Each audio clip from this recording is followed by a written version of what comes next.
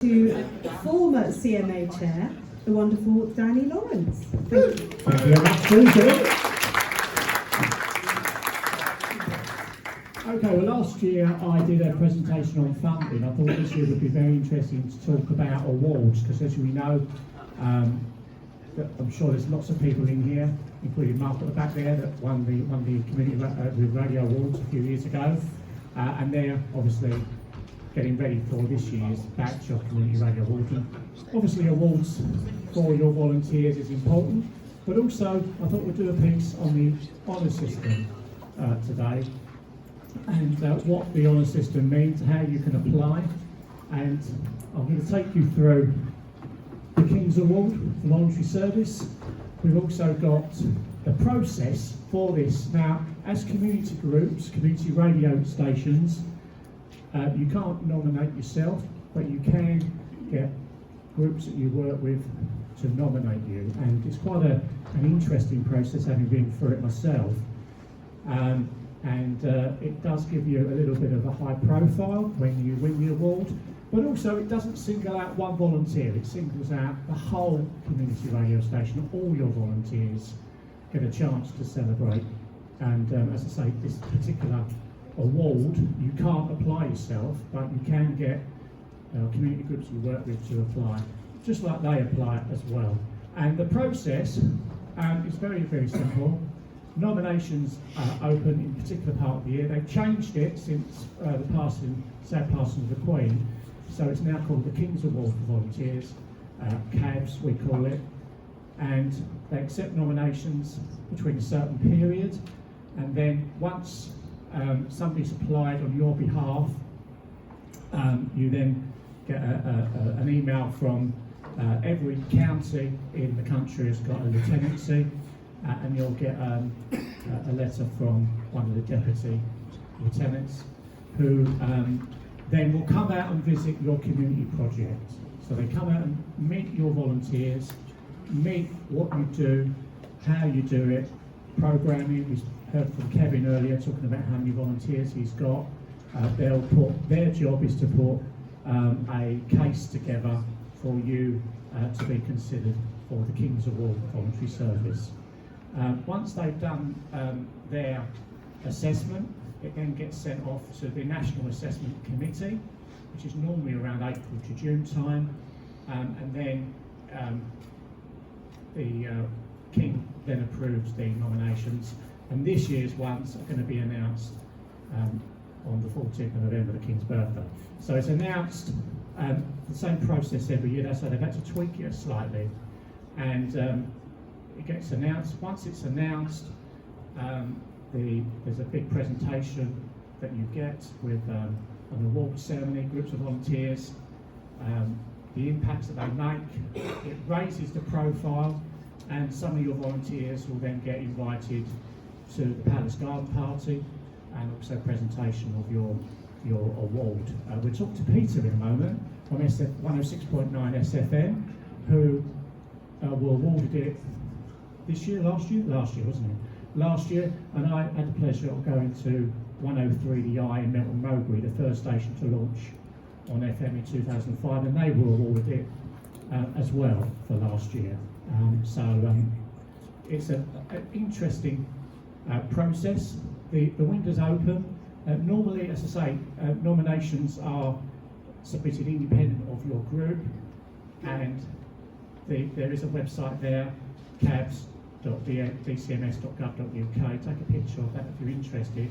And the legibility is, yes, you can have paid staff working. It's not just for completely volunteers, but the core team of your must be volunteer based, and they ask for 2 letters of support, and also there's a deadline for it every year. And the letters of support can come from people that you work with, local councillors, mayors, etc. And the letters of support go in with the application for that particular. And where I am from Essex, we've had not just radio stations but other community groups. So as a radio station yourself, you could nominate a community group that you might work with very closely with if you were interested in helping them gain the award. So in Essex, for example, we had quite a few winners, 27 nominated groups for 23 and 24, and 10 winning groups. So it is quite a high profile to win, but the profile of it does mean that it celebrates your station, your group, gives you big impact on what you do, but also, of course, what it also does is helps you when you do funding bids, whether it's community funding, lottery, or whoever, they can see that you've been through this process.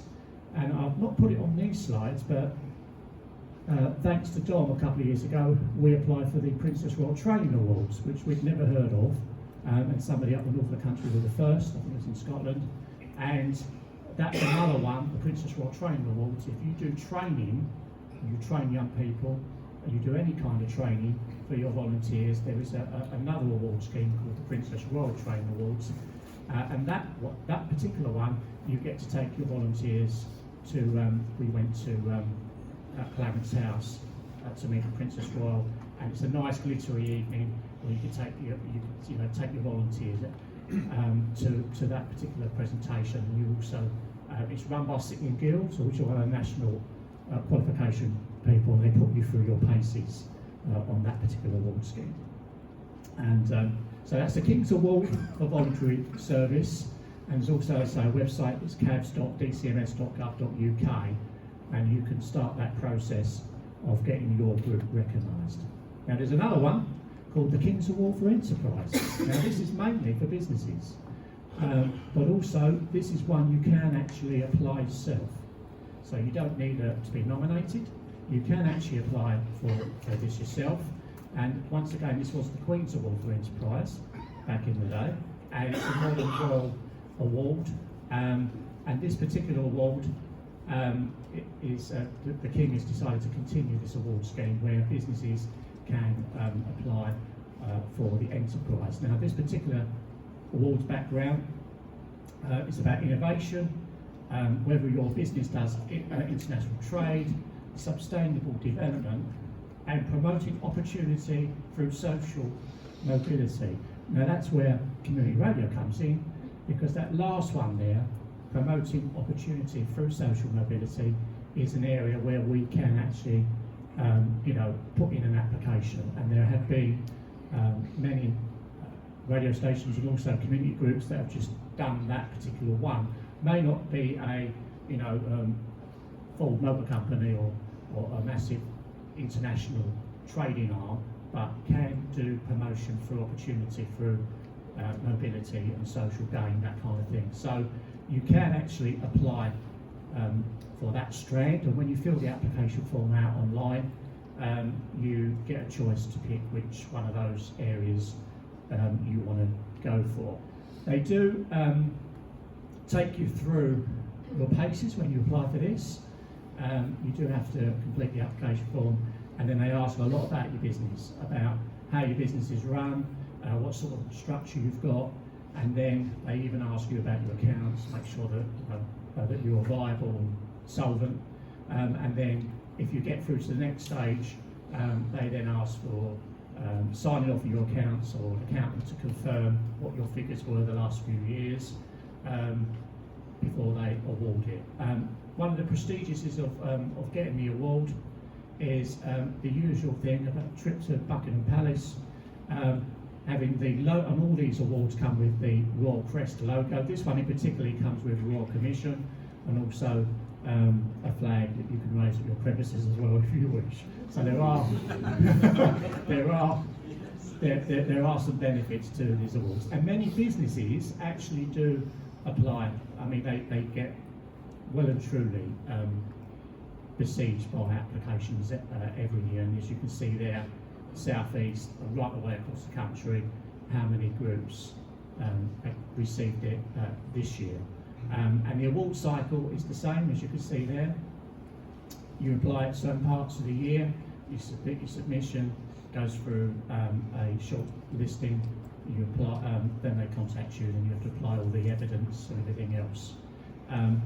Most of these awards, especially the one I mentioned about the Princess Royal Train Awards, comes with a lot of information that they want, and since COVID, the assessments have been, for that one, have been done online, and it's really half a day, and they want to talk to your volunteers. They really do want to talk to your people.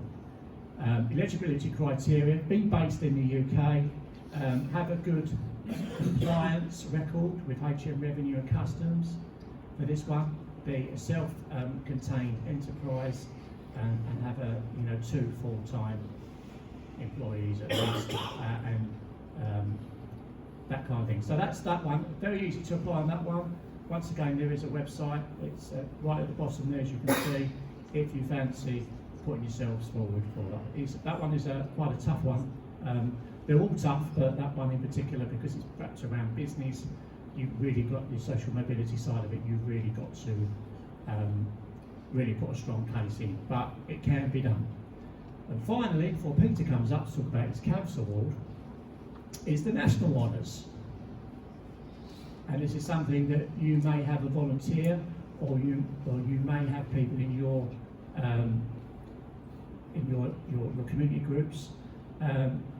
People always say, "Oh, it wasn't me this year. I wasn't on the UK. I wasn't on the honours list." Well, believe it or not, people don't just magically appear.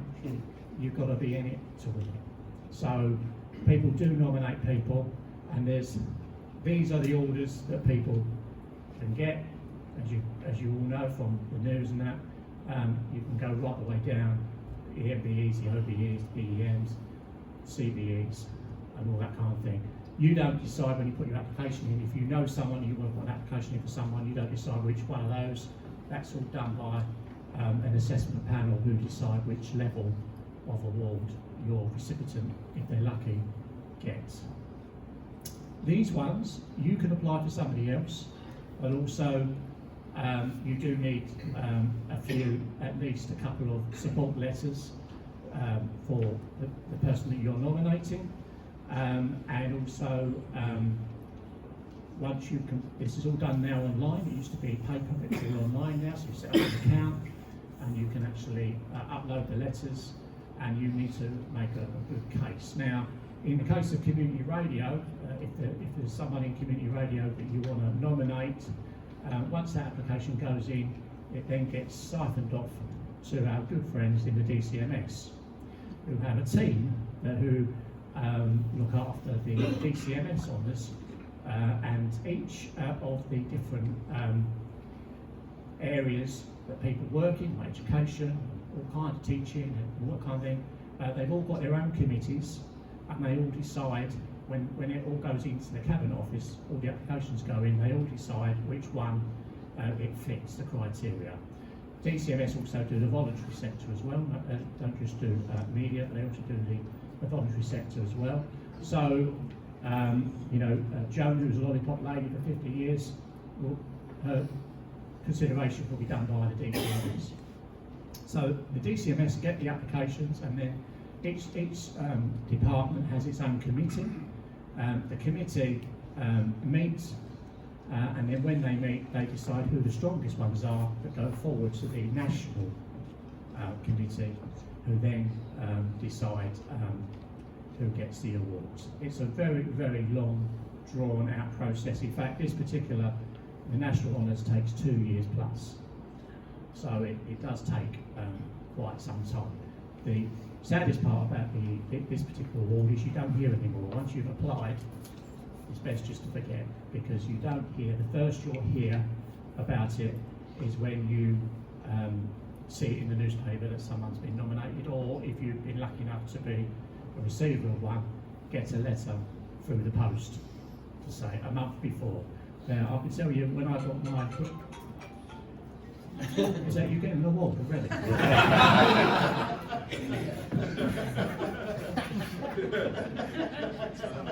I was very lucky 10 years ago to get the British Empire Medal for services to my community radio station. And when the letter came in a brown envelope from the Cabinet Office in about 5-6 weeks before the announcement,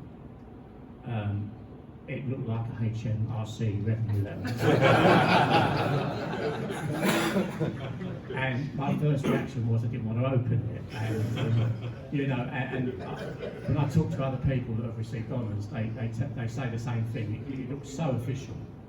And then it is a letter that's come from the Cabinet Office inviting you to accept or not accept. And then you have all this paraphernalia of filling in forms and sending it back. However, it must be kept secret. Now, we all work in radio. How the hell do you keep something secret for 6 weeks? It's beyond me. But that's the process. It's always been the same kind of process, it's really interesting. So National Honours is made obviously by press. You get lots of PR, and that's one of the main things for discussing the honour system today. Whether it's the King's Award or the Enterprise, all this, it raises the profile of whoever gets it, whether it's your organisation, and it can help long-term with funding.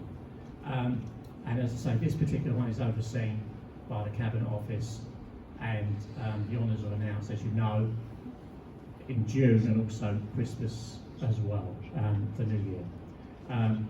And they do, having been through the process and also nominated other people for honours, I know that sometimes the DCMS and all these different ones that get the honours together have a quota on how many they got allowed to go through each year. So someone who may get a really good application may have to wait another 6 months, just because there's only 2 awards a year. It could mean that someone could be waiting, a long time, 2.5 years before they actually. With COVID, there was a backlog of about 18 to 20 months because they were doing a special COVID ones. There's some examples there of national honours and who got what, and that's that. I'm going to get Peter to come up to talk about his CAVS, which is King's Award for Voluntary Service. He was awarded last year, went to a presentation, picked up his award for 106.9 SFM. Good Peter.